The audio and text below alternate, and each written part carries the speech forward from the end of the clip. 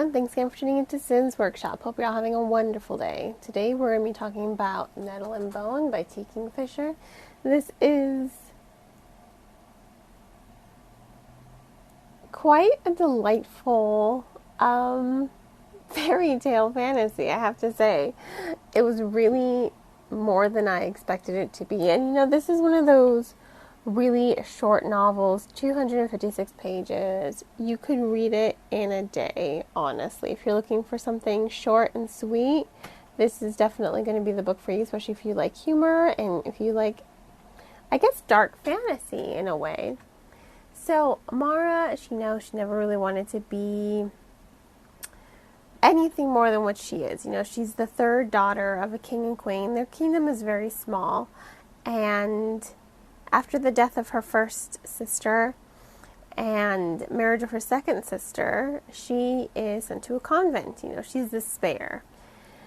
Soon, years pass and she discovers her sister is being physically abused by her husband, and she keeps herself pregnant so that she's not abused, because all she wants is to have a son, because that's all what the king wants.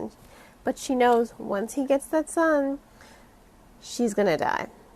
So Mara has got it into her head. She's like, okay, I'm gonna be the hero my sister needs. I'm gonna do this thing. It's gonna happen. So she leaves her safe convent. She goes and she meets a witch, and she has to do impossible things. She has to build a dog of bones. Check, she does it. She has to make a cloak of nettles. Check, she does it. Mara proves herself to be quite determined and quite powerful in a way no one really thought she was.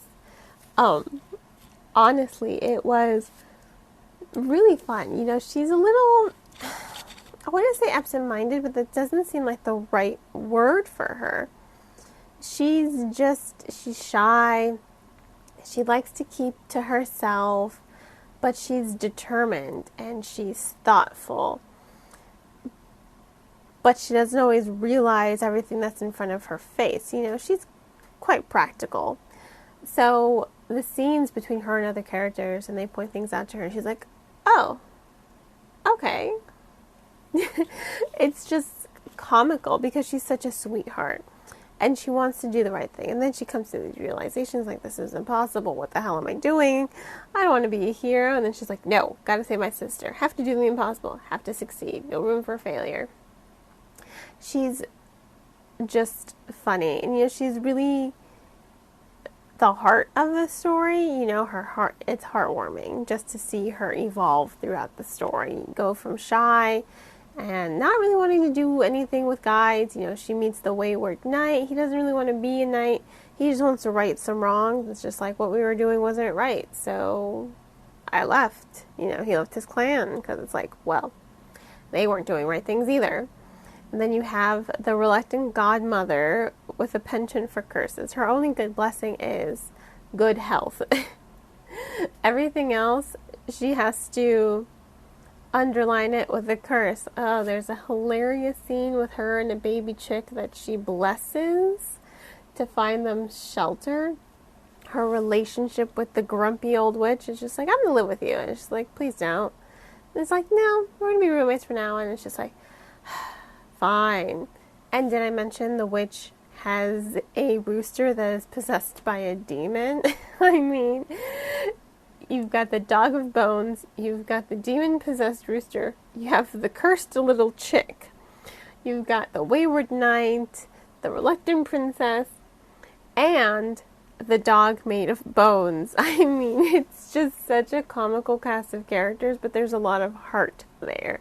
And they really do drive the story forward. There's also lots of references and allusions to dark fairy godmothers, most notably,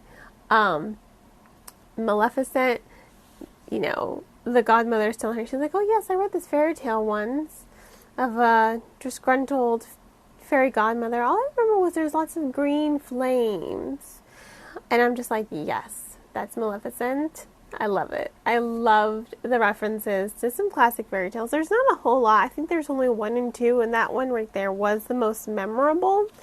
But when she storms the castle at the end to curse the new baby, it's chaos. It's funny. And she's like, oh, and good health. And I'm just like, I love you so much. You're adorable. It was really a heartwarming and entertaining read. I can't stress that enough. I mean, this is one of those books. It's short, it's quick, it's sweet, it's funny. It has a lot of dark fantasy in there. It was truly a wonderful read. So I have to give it soft 4.5 out of 5 stars. It really was quite a delight, and I have to recommend it to everyone. It was funny. It was funny. I think Kingfisher has a really good talent with humor and fairy tales, and I really want to read more from them. So once again, 4.5 out of 5 stars. If you want to go ahead and purchase the book, please purchase from any of the links I have below. These are affiliate links for me, so they do help support Sin's Workshop and this podcast. Another way you can support Sin's Workshop is by liking the podcast, sharing it with all your book-loving friends, and subscribing to it. You can also make a one-time $1 donation on Buy Me a Coffee, or become a monthly donator on Anchor FM for 99 cents. Hope you all have a wonderful rest of your day, and as always, happy reading.